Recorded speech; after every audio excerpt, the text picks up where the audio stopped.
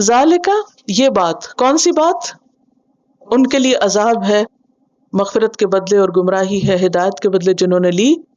یہ اتنی بڑی سزا کیوں ہے؟ بِأَنَّ اللَّهَ نَزَّلَ الْكِتَابَ بِالْحَقِّ، کیونکہ اللہ نے کتاب کو حق کے ساتھ اتارا ہے.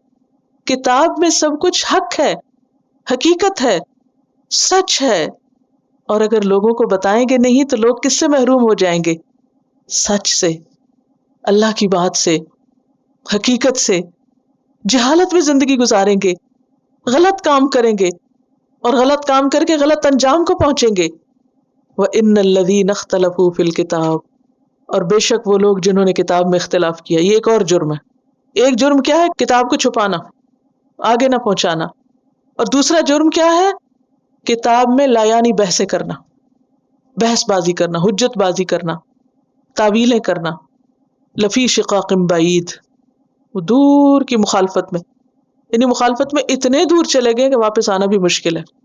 اب وہ کمپرومائز نہیں کرتے، وہ اڑ گئے ہیں، ضد پہ ڈٹے ہوئے ہیں. یعنی ایک جرم کیا ہے؟ حق چھپانا. اور ایک اور جرم کیا ہے؟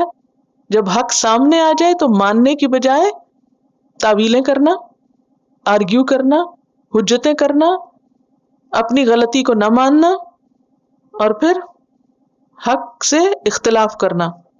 ایسے لوگ آپس میں بھی ایک دوسرے سے دور ہو جاتے ہیں اور اللہ کی رحمت سے بھی دور ہو جاتے ہیں. اللہ کا قرب ایسے لوگوں کو نہیں ملتا.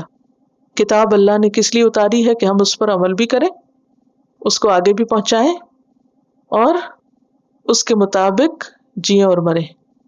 لیکن جو لوگ اس مقصد کے علاوہ کتاب سے دوسرے مقصد حاصل کرتے ہیں، فائدے اٹھانے کے اور لوگوں کو بھٹکانے کے اور اس میں تعویلیں کرنے کے اور بحثیں کرنے کے، اور جس مقصد کے لیے اس کے علاوہ اور چیزوں میں لگانے کے، تو ایسے لوگ پھر اللہ کا قرب نہیں پا سکتے. ذلك بأن الله نزل الكتاب بالحق وإن الذين اختلفوا في الكتاب لفي شقاق